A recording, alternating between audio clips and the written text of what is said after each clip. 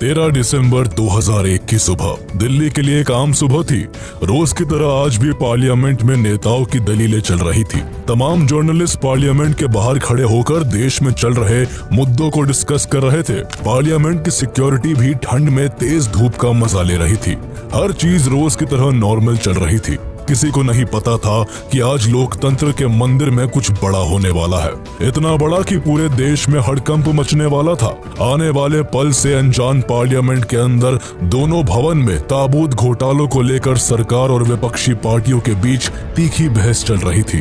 तर्कों के साथ शुरू हुई संसद की कार्यवाही अब जोरदार हंगामे में बदल चुकी थी। स्थिति को बेकाबू होता देख स्पीकर 40 मिनट के लिए सदन को पोस्टपोन कर देते हैं, जिसके बाद प्राइम मिनिस्टर अटल बिहारी वाजपेयी और लोकसभा में ऑपोजिशन की लीडर सोनिया गांधी का काफिला अपने सरकारी आवास की ओर निकल पड़ता है। कई बड़े मंत्री और लीडर घर चले जाते हैं, पर अभी भी पार्लियामेंट के अंदर कई बड़े मिनिस्टर्स मौजूद थे, जिनमें होम मिनिस्टर लाल कृष्ण आडवाणी और सुषमा स्वराज समेत 200 से अधिक मेंबर्स शामिल थे। संसद में मौजूद सभी मेंबर्स में कोई अभी भी सदन में बैठकर अपने कलीग से डिस्कशन कर रहा था, तो कोई कैंटीन और लाइब्रेरी में वक्त गुजार रहा था। किसी को आने वाले पल की जरा भी भनक नहीं थी। इन्हीं सब के बीच वाइस प्रेसिडेंट कृष्णकांत जी भी संसद को छोड़कर अपने सरकारी आवास की ओर निकलने के लिए तैयार थे।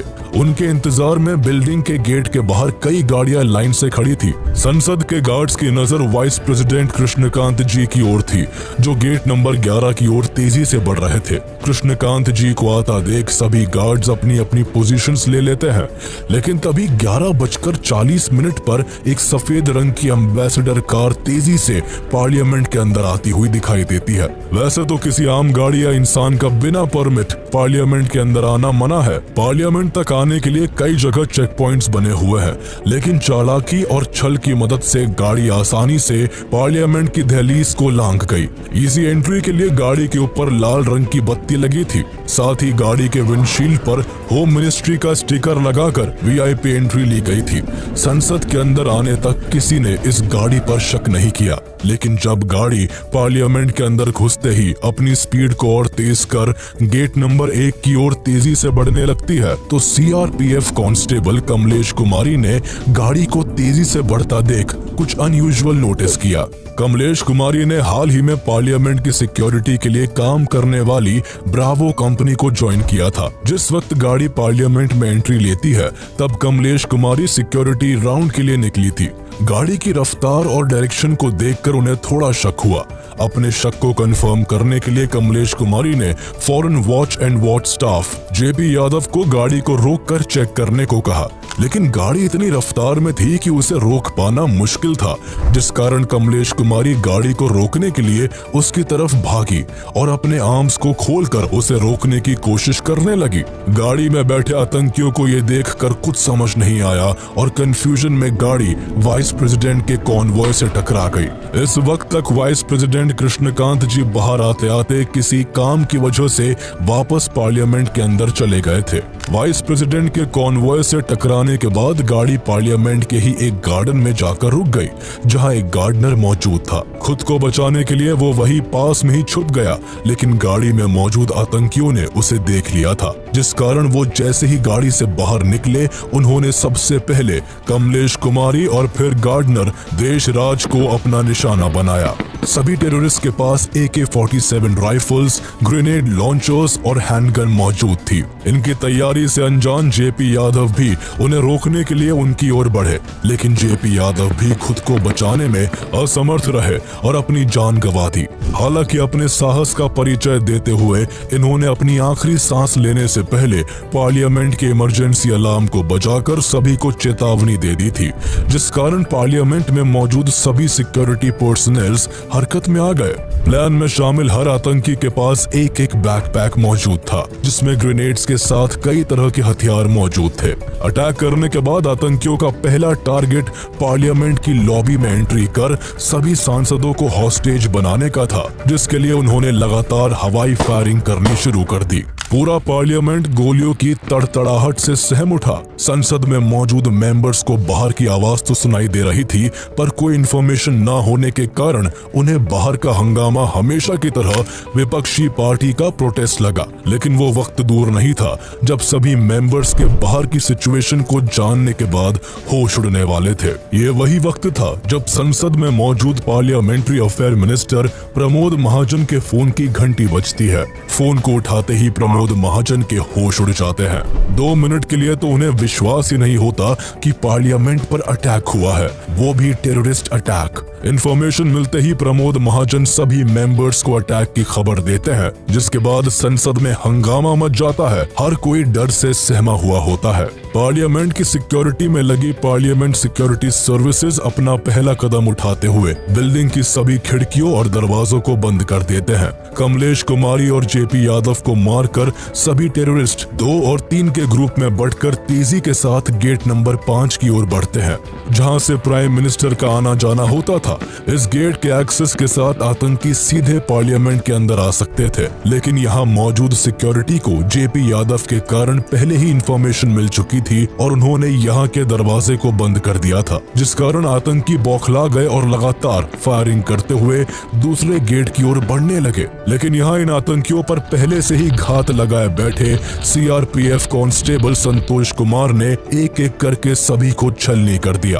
कांस्टेबल कुमार ने पहले 2 आतंकियों पर निशाना साधा और फिर तीसरे को टारगेट किया, लेकिन अपने बचाव में तीसरे आतंकी ने लगातार कांस्टेबल कुमार पर अपनी AK-47 से वार करने की कोशिश की, पर एग्जैक्ट लोकेशन पता न होने के कारण इसका कोई फायदा नहीं हुआ, जिसके बाद कांस्टेबल कुमार की तीसरी गोली से आखिरी आतंकी भी मारा जाता है। इस वक्त तक 3 आतंकी खत्म किए जा चुके थे, पर अभी भी 2 टेररिस्ट जिंदा थे और दोनों लगातार फायरिंग करते हुए अलग अलग गेट्स की ओर बढ़ रहे थे। लेकिन जब दोनों ने देखा कि पार्लियामेंट के सभी दरवाजे बंद हो चुके हैं, तो इनमें से एक ने दूरदर्शन केबल की मदद से पार्लियामेंट के फर्स्ट फ्लोर पर क्लाइम करने की कोशिश की, लेकिन इस कोशिश को जवानों ने गोली मारकर नाकाम कर दिया। पर गोली लगने के बाद भी यह आतंकी हार नहीं माना और वापस से उठकर पुलिस वालों की तरफ ग्रेनेड फेंककर गेट नंबर 5 की ओर जाने लगा। पर पुलिस के लगातार फायरिंग के कारण गेट नंबर 5 पर पहुंचने से पहले ही इसकी मौत हो गई। लेकिन अभी भी संसद पर वार करने वाला आखिरी आतंकवादी बचा हुआ था। इसे अंदाजा था कि इसका यहाँ से सही सलामत निकलना नामुमकिन है। पार्लियामेंट के अंदर जाने के भी सभी रास्ते बंद थे, जिस कारण गुस्से में इसने पार्लियामेंट के मेन एंट्रेंस गेट नंबर 1 की ओर रुख किया और वहाँ ज्यादा से ज्यादा डैमेज करने के लिए खुद को बम से उड़ा लिया। चारों ओर धुआं और इंसान की जलने की गंध फैल गई थी। हर कोई डरा हुआ था। मीडिया हर खबर को लगातार टेलीकास्ट कर रही थी। मीडिया के भी कई लोगों को चोटें आई थी। 5वें आतंकी के मरने के बाद भी पुलिस और पार्लियामेंट सिक्योरिटी सर्विस की यूनिट अपनी अपनी पोजीशन से हिली नहीं। किसी को नहीं पता था कि असल में कितने आतंकवादियों ने हमला किया था। लेकिन जब लंबे वक्त तक सामने से कोई फायरिंग नहीं हुई तो पुलिस बाहर आई, जिसके बाद एम्बुलेंस की एक एक करके कई गाड़ियों ने पूरे पार्लियामेंट के आगे भीड़ लगा दी। पार्लियामेंट के एक एक कोने की चेकिंग की गई। मीडिया ने भी संसद के बाहर लाइव रिपोर्टिंग शुरू कर दी। हर तरफ खबरों में बस पार्लियामेंट हमले की ही बात चल रही थी। हमले के पूरे 3 घंटे बाद सभी पार्लियामेंट मेंबर्स को संसद से बाहर लाया गया।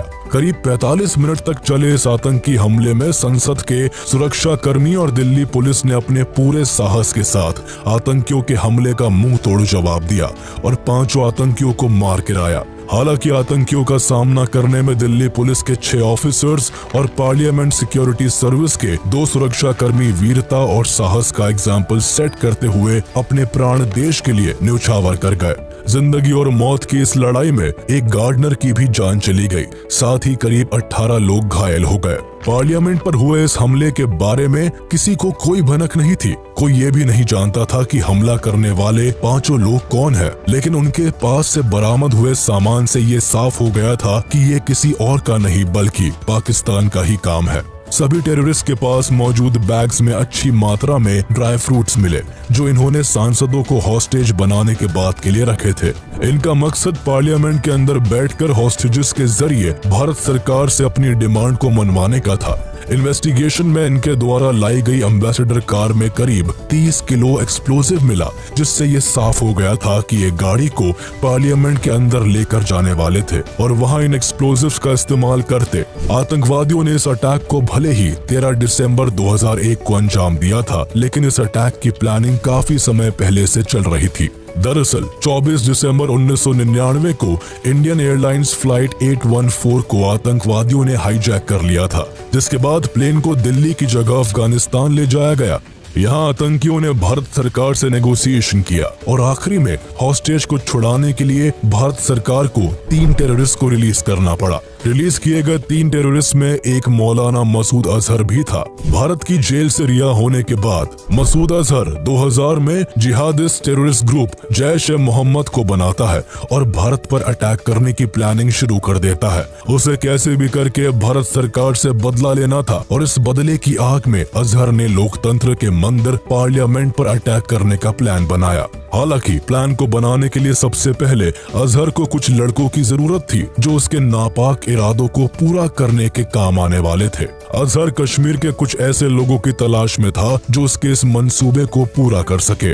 अजहर ने इस मिलिटेंट ग्रुप को तैयार करने के लिए इंडियन एयरलाइंस फ्लाइट 814 के हाईजैकर्स में से एक मोहम्मद अलियास सनी अहमद काजी की मदद ली। अहमद काजी के साथ मिलकर 5 लड़कों का एक ग्रुप तैयार किया गया। इस ग्रुप में सभी वो लोग थे जो अजहर के मकसद को पूरा करने के लिए अपनी जान भी दे सकते थे। ग्रुप बनाने के बाद अजहर ने पार्लियामेंट अटैक को खुद प्लान किया। भारतीय जेल में वक्त बिताने के कारण अजहर को भारत की अच्छी जानकारी हो गई थी। जम्मू के कोट भलवाल जेल में सजा काटते समय अजहर ने भारत से जुड़ी काफी इंफॉर्मेशन इकट्ठा कर ली थी। अजहर जानता था कि पूरी दिल्ली और इवन पार्लियामेंट के आसपास की सिक्योरिटी भी काफी अच्छी नहीं है। पार्लियामेंट की ओर जाती सड़कों पर गाड़ियों की प्रॉपर छानबीन के लिए ना कोई टाइट सिक्योरिटी है और ना ही कोई बैरिकेड्स लगे हुए हैं। बस इसी वीक सिक्योरिटी का फायदा उठाकर अजहर अपने मंसूबों को पूरा करना चाहता था। उसे ये भी पता था कि इस एरिया में सीसीटीवी कैमरास की संख्या भी काफी कम थी। इन्हीं सब बातों को ध्यान में रखकर अजहर ने अपनी टीम को पूरा प्लान समझाया। पार्लियामेंट के मेन गेट को राइट साइड से जाकर इजीली एक्सेस किया जा सकता था, लेकिन यहाँ तक पहुँचना इतना भी आसान नहीं था, जिस कारण पैदल जाने की जगह गाड़ी के इस्तेमाल को प्रायोरिटी दी गई। प्लान के हिसाब से सभी आतंकियों को गेट नंबर 1 के पास आकर मूविंग कार से जंप करना था और कार में ग्रेनेड फेंकना था, जिससे मूविंग कार गेट नंबर 12 पर पहुंचकर ब्लास्ट हो जाए, जिससे पार्लियामेंट की पूरी सिक्योरिटी गेट नंबर 12 की ओर भागेगी और इस बीच सभी टेररिस्ट गेट नंबर 1 से पार्लियामेंट के सेंट्रल हॉल में घुस जाएंगे और सभी एमपीज को हॉस्टेजेस बनाकर मसूद अजहर को कॉल करके इन्फॉर्म करेंगे, जिसके बाद अजहर एमपीज के बदले भारत सरकार से अपनी मनमानी ख्वाहिशें पूरी करवाएगा। बस इसी प्लान को एग्जीक्यूट करने के लिए मसूद अजहर ने गाजी बाबा नाम के एक पाकिस्तानी नेशनल से कॉन्टेक्ट किया जो पहलगाम कश्मीर में अंडरकवर होकर रह रहा था। गाजी बाबा का काम 5 लोगों के फिदायीन स्क्वाड को कुछ दिन अपने पास रखकर शेल्टर देने का था। साथ ही उसे सभी आतंकियों को दिल्ली तक पहुंचाने का काम भी पूरा करना था, लेकिन अंडरकवर रहने के कारण गाजी बाबा खुद इन आतंकियों को दिल्ली तक नहीं पहुंचा सकता था, इसलिए उसने अफजल गुरु से मदद ली। Afzal Guru Jammu and Kashmir liberation front JKLF का एक फॉर्मर मिलिटेंट था। एक समय पर अफजल गुरु भी आतंकवाद का हिस्सा था, लेकिन टेररिज्म को छोड़ने के बाद अफजल मेडिकल इक्विपमेंट्स की सेलिंग में एक कमीशन एजेंट के तौर पर काम करने लगा। गाजी बाबा जानता था कि अफजल गुरु आराम से फिदायीन स्क्वाड को दिल्ली तक पहुंचा सकता है। शुरुआत में अफजल ने गाजी के काम को करने से मना कर दिया, लेकिन पैसे ज्यादा ऑफर करने पर अफजल का मन फिसल गया और वो इस टास्क को कंप्लीट करने के लिए राजी हो गया। इसके बाद अफजल ने सबसे पहले 5 मेंबर फिदायीन स्क्वाड को 2 ग्रुप में बांटकर दिल्ली के अलग अलग लोकेशंस पर छिपकर रहने के लिए जगह दे दी। उसके बाद दिल्ली के ही एक लोकल कंप्यूटर ट्रेनिंग सेंटर से सभी के लिए फेक आइडेंटिटी कार्ड्स बनवाए गए। अब प्लान को एग्जीक्यूट करने के लिए इन्हें एक गाड़ी की जरूरत थी, जिस कारण सभी ने करोल बाग जाकर वहां से एक व्हाइट एम्बेसडर कार को खरीद लिया। साथ ही कश्मीरी गेट से एक रेड बीकन भी खरीदी, जिसके इस्तेमाल से अटैक वाले दिन सभी चेक पॉइंट्स को इजीली पार किया जा सकता था। अटैक से पहले कई दिनों तक सभी ने प्लानिंग की और अटैक से एक हफ्ता पहले सभी दिल्ली के होलसेल स्पाइस मार्केट खारी बाउली को विजिट करते हैं। अफजल ने यहाँ से काफी मात्रा में ड्राई फ्रूट्स खरीदे, जिनका इस्तेमाल हॉस्टेज की सिचुएशन में किया जाना था। ड्राई फ्रूट भी था, खाने वगैरह थे।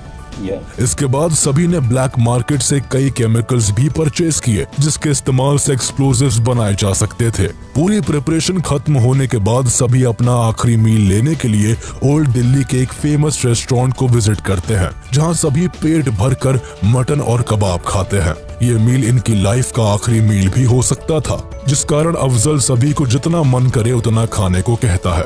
बस इसी दिन के बाद सभी अपनी मौत को दावत देने के लिए 13 दिसंबर को फुल प्रिपरेशन के साथ पार्लियामेंट पर अटैक करने के लिए निकल जाते हैं। पर अफसोस, संसद को तबाह करने का इनका मकसद केवल मकसद ही बनकर रह जाता है। अटैक के बाद जहां एक तरफ पुलिस की इन्वेस्टिगेशन चल रही थी, लोग अरेस्ट हो रहे थे, तो वहीं दूसरी ओर भारत सरकार भी ईंट का जवाब पत्थर से देने के लिए तैयार हो रही थी। अपने देश पर ऐसा हमला होता देख भारत आखिर कैसे चुप बैठ सकता था। अटैक के कुछ समय बाद ही अटल बिहारी वाजपेयी लाइव आकर इस बात की अनाउंसमेंट करते हैं कि भारत के लिए आतंकवाद एक बड़ी चुनौती है और अगर दुश्मन हम पर वार करता है तो हम भी जवाब देने के लिए तैयार है। संसद भवन के बाहर आतंकवादियों की पड़ी हुई लाशें, उनका पाकिस्तानी होने का सत्य मैं पहले भी कहा था और फिर दोहरा रहे हैं कि आतंकवाद का खात्मा हम अपने बल पर करेंगे। पीएम की इस शॉर्ट स्पीच के साथ ही होम मिनिस्टर LK आडवाणी ने भी साफ शब्दों में कहा था कि भारतीय संसद को चोट पहुंचाने का काम पाकिस्तानी टेररिस्ट ऑर्गेनाइजेशन लश्कर-ए-तैयबा और जैश-ए-मोहम्मद ने एक साथ मिलकर किया है और ये ऑपरेशन पाकिस्तान की ISI के गाइडेंस में किया गया है। अटैक करने वाले 5 टेररिस्ट पाकिस्तान के रहने वाले हैं। भारत इस अटैक को हल्के में नहीं लेगा और दुश्मन को मुंह तोड़ जवाब दिया जाएगा। इसके बाद जल्द ही इंडियन आर्मी को पाकिस्तान की सीमा की ओर मोबिलाइज किया जाने लगा और अटैक के 2 दिनों के बाद ही भारत ने 15 दिसंबर 2001 को ऑपरेशन पराक्रम लॉन्च कर दिया। भारतीय सेना ने ballistic missile, tank, motor, artillery और 5 लाख से अधिक सैनिकों को पाकिस्तानी सीमा पर तैनात कर दिया। पूरी दुनिया में न्यूज फ्लैश होने लगी कि भारत पाकिस्तान पर अटैक करने वाला है। सभी देशों की भारत के एक एक कदम पर नजर थी। हर कोई भारत के अगले एक्शन का वेट कर रहा था। इस ऑपरेशन को लॉन्च करने के लिए भारत इतना सीरियस था कि 10 महीनों के लिए सभी आर्मी अफसरों और सैनिकों की छुट्टियों को रद्द कर दिया गया। भारत तैयार था। हालात नाजुक बने हुए थे। किसी भी वक्त भारतीय सेना LOC क्रॉस कर पाकिस्तान पर हमला कर सकती थी, लेकिन तभी कुछ ऐसा होता है जिसने पूरे ऑपरेशन की दिशा ही बदल जाती है। दरअसल इस बीच पाकिस्तानी प्रेसिडेंट जनरल परवेज मुशर्रफ का एक बयान सामने आता है, जिसमें कहा जाता है कि पाकिस्तान अपनी ओर से आतंकी गतिविधियों को बढ़ावा नहीं देगा। परवेज मुशर्रफ के स्टेटमेंट के साथ ही पाकिस्तान में 6 टेररिस्ट ऑर्गेनाइजेशंस को बैन कर दिया जाता है। दरअसल परवेज मुशर्रफ ने इस तरह का बयान सिर्फ इसलिए दिया था जिससे इंटरनेशनली भारत पर प्रेशर पड़े और वो वॉर को रोक दे। मुशर्रफ के बयान से ऐसा लगा जैसे वो भारत से वॉर नहीं बल्कि दोस्ती चाहता है, लेकिन आने वाले सालों में ये बात भी गलत साबित हुई। मुशर्रफ के स्टेटमेंट के बाद भारत पर वॉर को रोकने का प्रेशर बना हुआ था, जिस कारण वॉर की पूरी तैयारी होने के बाद भी पाकिस्तान की सोची समझी चाल के कारण भारत को वॉर रोकना पड़ा। जिसके बाद अटल बिहारी वाजपेयी ने एक स्टेटमेंट रिलीज करते हुए वॉर पर क्लैरिटी देते हुए कहा कि भारत पाकिस्तान पर कोई अटैक नहीं करेगा। पीएम के स्टेटमेंट के साथ ही सेना को अपना कदम रोकना पड़ा और फाइनली अक्टूबर 2002 में भारत की ओर से ऑपरेशन पराक्रम की समाप्ति की घोषणा की गई। इस ऑपरेशन के जरिए पाकिस्तान को इतना तो समझ में आ गया कि भारत आतंकवाद को न शरण देता है और न सहता है, फिर चाहे उसके लिए जंग ही क्यों न करनी पड़े। भारत ने पाकिस्तान पर अटैक तो नहीं किया, लेकिन भारत के लिए पार्लियामेंट अटैक में जिम्मेवार हर एक मुजरिम को सजा देना जरूरी था। भारत के पार्लियामेंट पर अटैक की खबर पूरी दुनिया में आग की तरह फैल चुकी थी। हमला बड़ा था, इसलिए इन्वेस्टिगेशन भी बड़े लेवल पर शुरू की गई। दिल्ली पुलिस इस घटना की डिटेल इन्वेस्टिगेशन शुरू करती है। सबसे पहले पार्लियामेंट के हर एक एरिया को एग्जामिन किया जाता है। उसके बाद अटैक के लिए इस्तेमाल की गई कार के बारे में पता लगाया जाता है। कार के साथ प्रूफ के तौर पर पुलिस के पास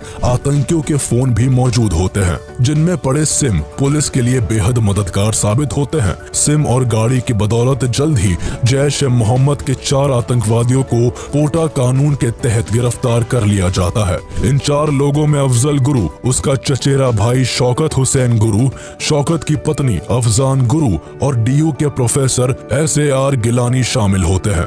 SAR गिलानी मूल रूप से कश्मीर के बारामूला जिले के रहने वाले थे और उस वक्त दिल्ली यूनिवर्सिटी में अरबी भाषा के प्रोफेसर के तौर पर पढ़ाया करते थे। गिरफ्तारी के बाद आगे की जांच में ये साफ हो चुका था कि सभी आतंकी पाकिस्तान से थे। अटैक में पाकिस्तान की ISI का भी इन्वॉल्वमेंट था। भारत की जनता अटैक में शामिल लोगों के लिए फांसी की सजा की मांग कर रही थी, लेकिन पुलिस की कार्रवाई और कोर्ट के फैसले से पहले कुछ भी नहीं कहा जा सकता था। गिरफ्तारी के बाद पुलिस सभी आतंकियों को रिमांड पर ले लेती है। सभी पर मुकदमा चलाया जाता है, लेकिन सबूत के अभाव में एक लंबे ट्रायल के बाद शौकत की पत्नी अफजान को रिहा कर दिया जाता है।